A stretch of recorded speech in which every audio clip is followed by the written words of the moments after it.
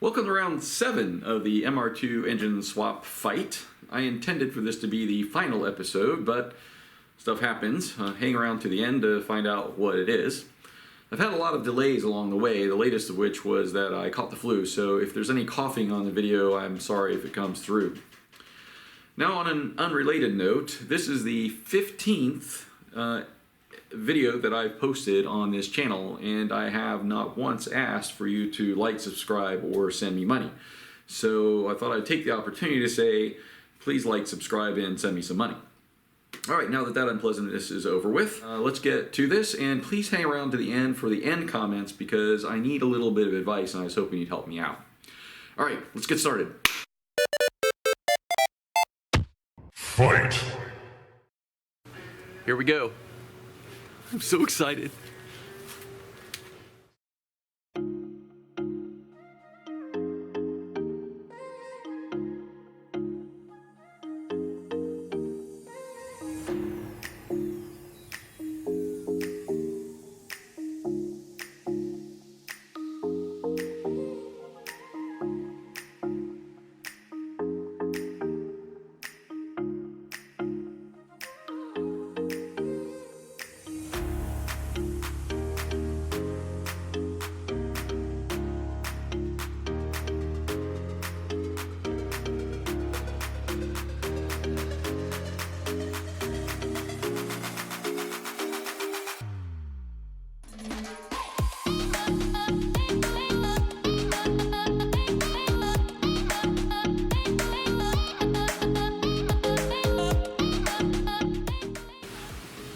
Alright, so I'm stopping right here. I believe I've cleared everything that's really important, and the engine will go in if the car is lowered, which was actually kind of tougher than I had hoped. So what I've discovered is you can, let me come closer and hoping, let me just turn that. Alright, what I've discovered is you have a choice. If, like me, you wish to leave the slave cylinder in and therefore the front motor mount, you cannot get even the monkey wrench racing header inside with it attached. So you're gonna have to pull the exhaust manifold off. So I had to take the monkey wrench racing header off, and I'm gonna have to put it back on. At this point, it's easy, relatively speaking, to get the AC compressor into the car, as well as a few other things. I also need to go read the instructions from Monkey Wrench Racing. I ticked off a lot of the things I'd done, but not everything was ticked off. I want to go make sure, before I go any further, that anything that needs to be done with fairly easy access to the motor is done. So I'm just taking a pause right here. I've got some jacks under it, and I'm going to check out those things and put the AC compressor on, because I really think the motor is going to go the rest of the way right now. I hope so, because I've gone up and down many times. And if I have to pull it back out, I got to take the AC compressor back off again. So we'll see how it goes. All right, AC compressor installed and procedure checked. Ready to lower the car some more.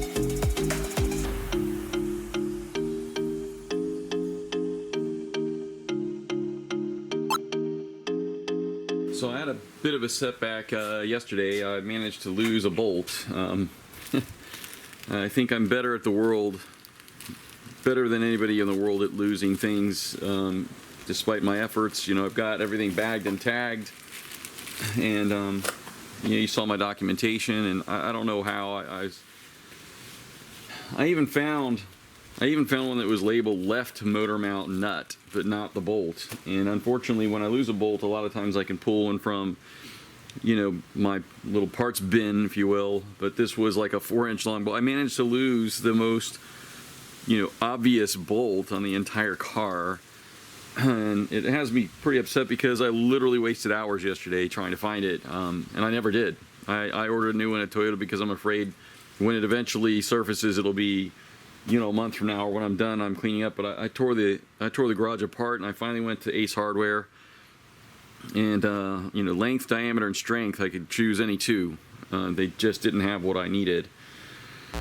So I wound up using the rear one on the side because I wanted to do the side first, and I might be able to just put some kind of a rod through on the back, but I need to get the other three done first, I think. This is important because I really need the motor mounted so that I can jack the car up, get underneath it, and start attaching things that I don't really have access to otherwise. So I'm trying to do this next mount, which is the right side one that I got from Monkey Wrench, and I made a drawing upon request of this part. I think I did a pretty good job of it. It's not perfect. It's hard to determine what some of these radiuses are and stuff, but this is stainless steel, so I'm not going to paint it. But what I did do is it's very has very sharp edges. It's laser cut, and so I removed the sharp edges around the outside, but I also had to drill a larger hole here. I had to open this hole up. All right, because these are shoulder bolts, and the shoulder is too big. See, that's thicker than the plate, right here where my finger's pressing.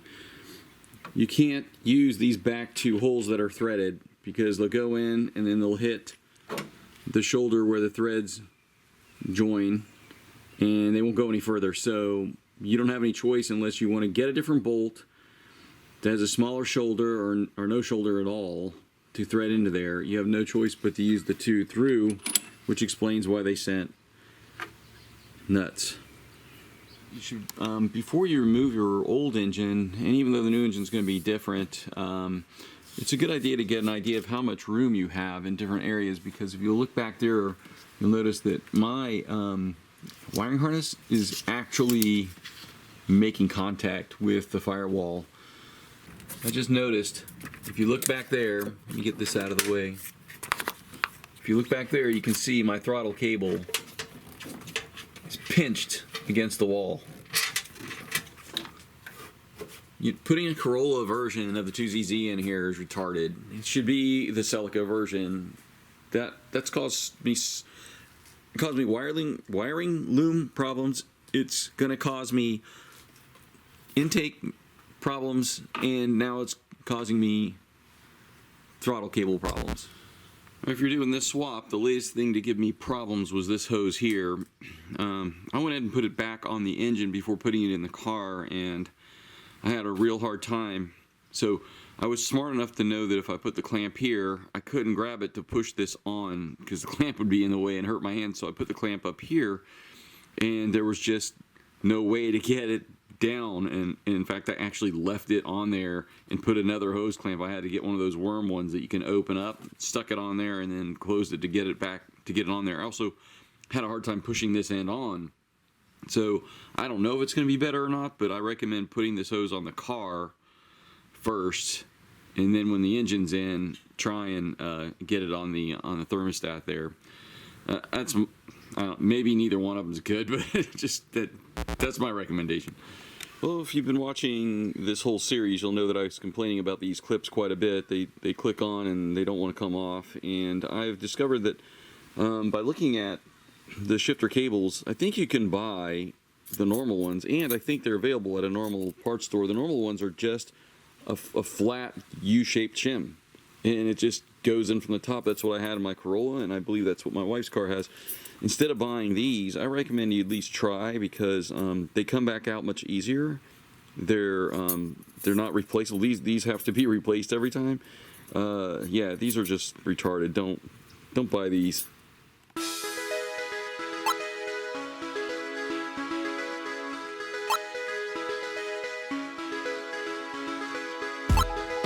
Alright, I figured out one of the reasons my electrical harness may not have fit right and have been constrained here was that this bracket that it's attached to, this bolt here, this bracket right there, I'm hoping that the camera's picking that up, doesn't belong there.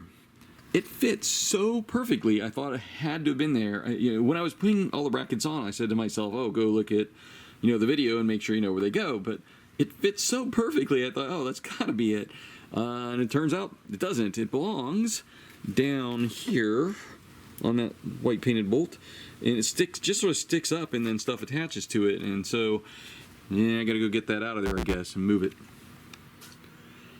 This little L bracket pushes the monkey wrench racing intake manifold out so that the air filter doesn't rest on this wall. It sits on this wall and I don't want it to rub until it's destroyed, then I got to get another one. So I made a little bracket that fits here that holds the two VSVs and supports the tubes. Getting the axle in was just as hard as getting the axle out. Once I finally got it in on both ends, which was hard, I put a lot of stress on the brake line. What I had to do to get it to work was to release the emergency brake. Then I could turn this more, and I used a punch or a drift or whatever you want to call this guy, and I put it right there and I pounded with a sledgehammer until it started moving in, and I didn't stop. Even after it was all the way in, I hit it a couple extra times just to make sure it was fully seated.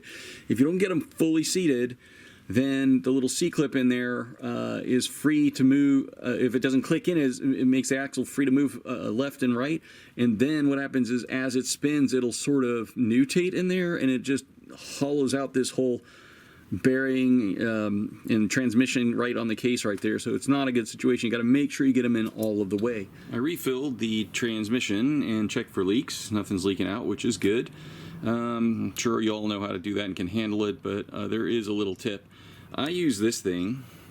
It's kind of ingenious actually. It's basically a little shut-off valve, so you can put this on the top of your gear oil, bottle. Turn it upside down, put this other end into the transmission, and then just undo that and it'll start to flow. The problem with this is they made this thing so short. I mean, you can imagine the cost of doubling the length of that thing. It would have been enormous. The other problem is that, as a recommendation from many people on Spyder Chat, I used MT90 Redline gear oil instead of this old Royal Purple stuff. They saw fit to make a different size cap. So what I had to do was empty this bottle, put this into that, and then I could use this. Anyway, so, typical stuff that goes on. Okay, here is something I didn't know was possible, but I believe I have my two shift cables reversed because it doesn't shift properly. And when I go backward, it pops. It forces itself back forward again, but yeah, that's what's going on. Because left is no problem, but backward and forward it springs like it should when it goes left and right. I didn't even know this was possible because they look like they're two different lengths, but I guess there's enough slop in there. This wouldn't bother me so much except that those clips down there were so freaking hard. Ay, ay, ay. Before I went any further in this area, I wanted to figure out sort of where the cruise control might go, and it looks like it's sort of situated itself right here. So I just need to make a bracket to hold it there. I'm buttoning all this stuff up in here to get ready to put it all together, and I'm getting very close now, so I just wanted to document where this wire goes. The cruise control wire is going to go underneath the battery bracket or mount. There's space under there, and I've connectorized it.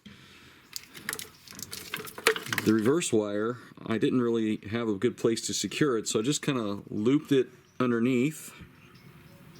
And it's just sort of resting on top of there, and I don't think it's going to give me a problem.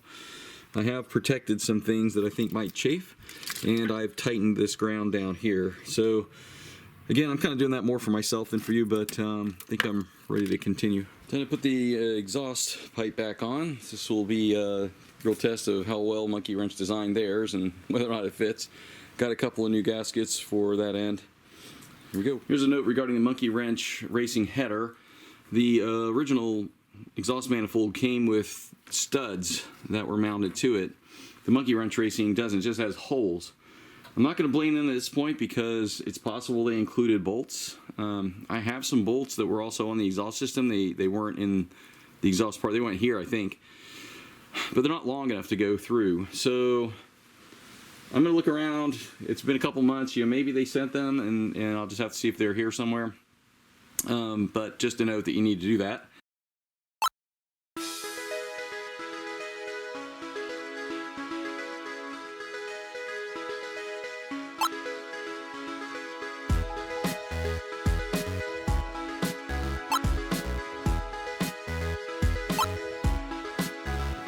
It's important that when you make notes, you be able to understand your notes.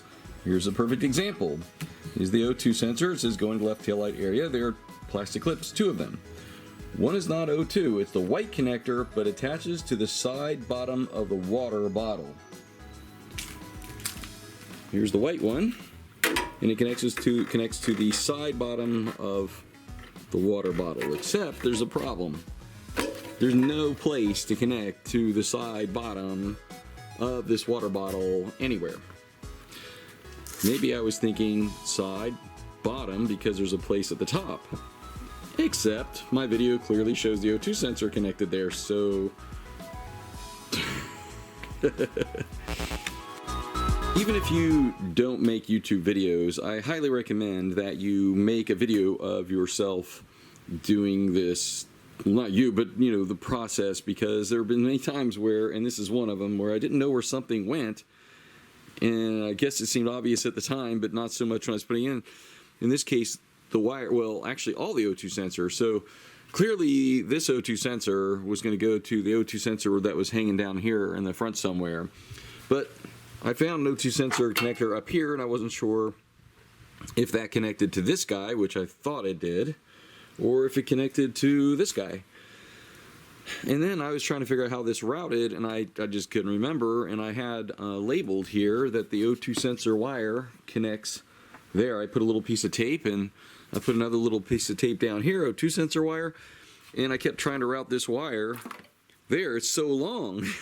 And I finally realized that, no, there's a wire, you know, where does it plug into? And I finally went under the car, and it was hanging down there, and I realized, okay, this one comes around here, and then it comes in from behind, and it clips right on here. So again, making a video of what you're doing, many angles, can really help put it back together. No matter how thorough you are, you're still going to miss a few things. For instance, I removed this bolt to make my little template to connect my new motor mount, to build my new motor mount here, and I never tightened that. So that's going to be a loose ground, and I'm lucky that I just saw it there, because I don't think I ever documented that really, to go back and tighten it. So there's not much you can do about that. Good luck in your install. I was uncomfortable with just these 2 bolts here, and so I went ahead and went to the trouble of loosening this motor mount by putting the jack underneath the engine and adding the 3rd bolt in the back. So it wasn't too bad, and I feel more comfortable that way. If you own one of these cars, here's a little tip for you. If you flip the spare tire the other way around, it gives you more room to put more stuff, assuming of course you still have your spare tire. I had to make my own little thing to hold it in place to do that, but I have no idea why Toyota wouldn't have done that from the start. I mean, look at this front trunk. It's not that bad of a size, but they filled it with a spare tire, and then they didn't even put it in, you know, this way. Once you get all of the front taken out, including the frunk, this looks kludgy, like somebody just did it, but in fact this is included from Toyota, which is actually kind of nice that they give you the tubes, even if they do get kind of hosed up over the years. So you'll need that, and what it does is it lets the air out, and if I'm not mistaken, the procedure calls for 2.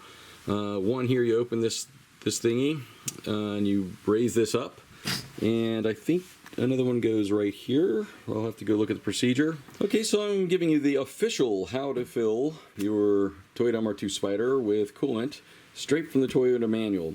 It's basically a 2-step procedure. You're supposed to open up the drain plugs I just mentioned with the coolant hoses raised up, as you saw I did. Then you slowly fill the system using the correct fluid. But what I find funny is there are some other steps here, and what I find interesting is that it's written in Jap English. So for instance, on step number 4 here, it says, when filling coolant into the reservoir tank, do it at and the height as near to the filling inlet by making the water surface by or more than half of the reservoir tank as possible, and fill the coolant until the level keeps a line of the filling inlet. Yeah, I hope you understood that. So there's more of that as it goes through here, but anyway, just basically follow the steps I lay out here. So as you may be able to tell, it's kind of hard to tell on the camera maybe, but my car's actually leaning down at the back, and according to this drawing, it needs to be level. And according to Monkey Wrench Racing, this tank actually should be elevated a couple of feet. So what I intend to do is jack up the back of the car, hopefully generating just a slight angle. But I think you'll be okay, I think I'll be okay, and you would if you do this, if water comes up into these hoses at least part of the way. That means that all of the air is gone. So that's the plan. This is what I'm using. It's not making a recommendation. It's nothing special. It's just whatever I got at the store there. You just have to make sure that it's formulated for Toyota, and even says here for Toyotas. They have a different color cap if they're for Hondas and other brands.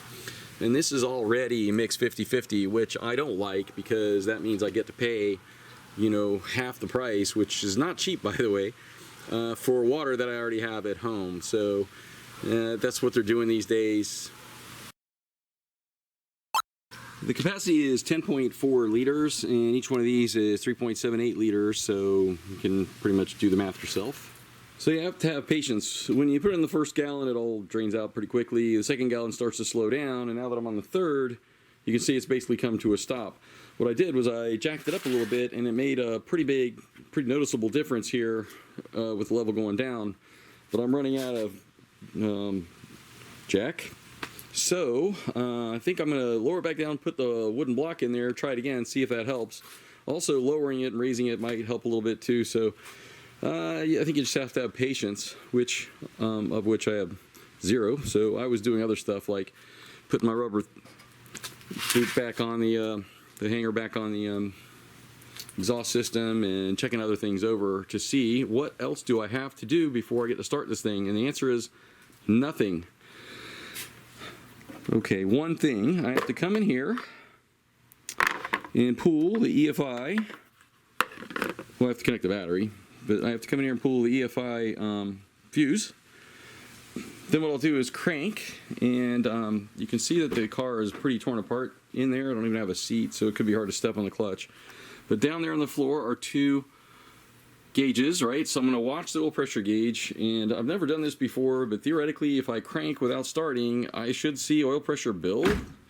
I mean, I can't imagine how much you're going to see. You think just cranking speed so low you wouldn't even see anything, but that's not what I hear on the internet, so hopefully there'll be at least a little bit. And when I see that, I'll know that it's oil's gotten all through there, and I can put it back in and start it for real. Okay, what I didn't realize was, in fact, there was fluid coming into here. It's just still clear because I never really flushed out the heater core. And in fact, you can see the level of the fluid is right there. I hope that shows up on camera. So that is way up here, and this one has a little bit down in there. So I think I'm full. All right, this is the moment we've all been waiting for. I'm gonna hop in and hey, wait a minute, this is a momentous occasion. I need to change clothes. Voila, Antimatter Garage. Hopefully this will be a success. Got the keys, I freshened up a bit. Okay, I just changed shirts. Just pretend I'm attractive for like 30 more seconds. I'm gonna start the car, but it isn't gonna start because I pulled that fuse out, and hopefully I'll build some pressure. I'll show you.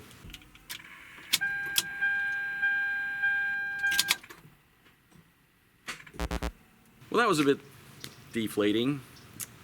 I don't know if I told you the story or not before, but I had a brand new battery charger a friend of mine gave me, and I was topping up the battery for the entire time this has been going on, and then, I don't know, a couple weeks ago I checked it, and it was at like 7 volts. And I was like, I think the entire time I thought I'd been charging the battery, I'd actually been draining it. So I got my old charger back out and charged it up, and 2 days ago, I thought I was going to start it yesterday, so 2 days ago I pulled it off the charger. It was at 12.4 volts. 2 days have passed, now it's at 10.3, and it won't crank. So I don't know if that thing killed the battery or if it dies that much in a couple of days. I was told 3% per day, which seemed like kind of a lot to me, but maybe on an old battery. I don't know, but the Solara battery I'm sure is dead. It's been sitting there for 2 months, hasn't been run, and my wife's away with the Subaru, so I can't really jump it. So I put on the battery charger, the old battery charger, which works, and I've got it charging at its quickest rate, and crap. I want to do this now, So I guess I'll just use this time to make this video or play some video games or something. I don't know. There's still a lot of buttoning up to be done. But the gauges looked really cool. Are there any bonus points for that? It's the next day, unfortunately. Charging the battery did not do any good. I guess it was dead, so I went to the store and I got a new battery. Let's give this another try. Here we go.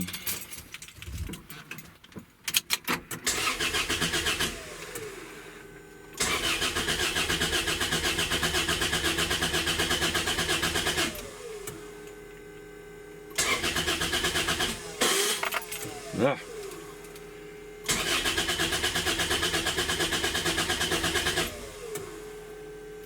I don't see any old pressure at all.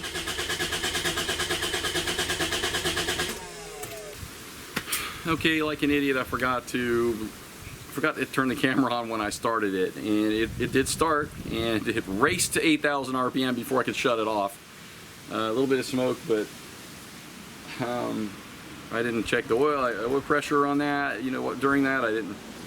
I hope it's okay. I think the throttle cable needs adjustment. I think it's just applying the throttle all the time. I only hope it's on the cruise control where it's easy to get to, and not on the throttle where it's not.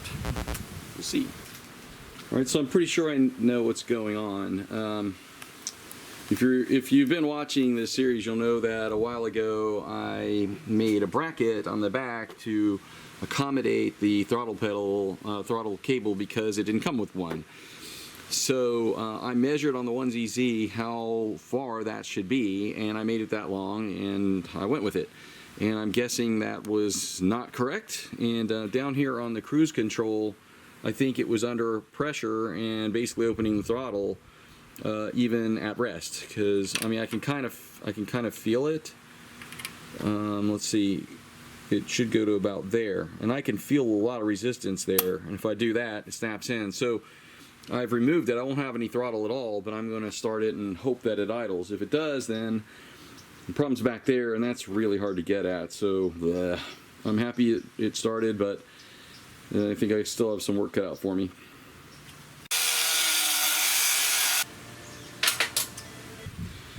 Okay, that wasn't really as bad as I thought it was going to be.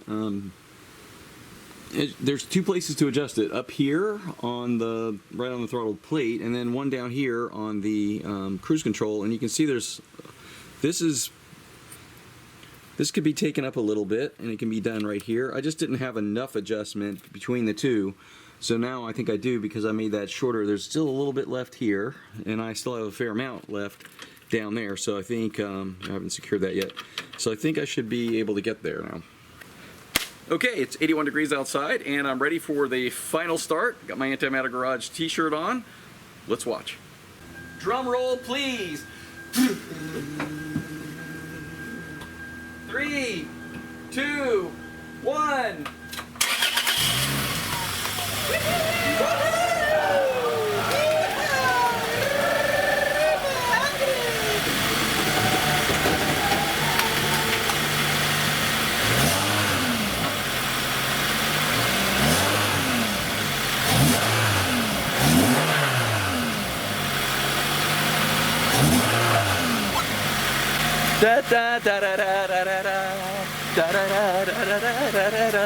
Houston, we have a problem.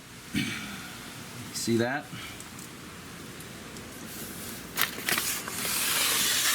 That's not coming from a hose. Alright, so this feels like the never-ending project. Yeah, I checked, and it looks to me like in order to take the cover off to get to the oil pump, you need to take off the water pump. Unless you can just remove them together, I don't know, but oil goes on, oil cover, water pump. So, you know, unless they come off together, you have to take one off. If you take one off, I don't know why you wouldn't replace the gasket on the oil, on the water pump, but it could be they didn't tighten it down all the way, I don't know. So what I intend to do is to remove the belt, remove the water pump pulley, so that I can get at the bolts. I can't, as usual, it's like 1 millimeter too much in the way, and but it's all harder now that it's in the car. So and I can't take it for a drive like I wanted to. I don't want to do it right now, so I'm gonna put the interior back in the car and get all the other normal stuff done, and I'll look at that tomorrow when my mind's more into it, because right now I'm just kind of angry about this. That's, you know, something I didn't do. I don't know if I should have checked it or not.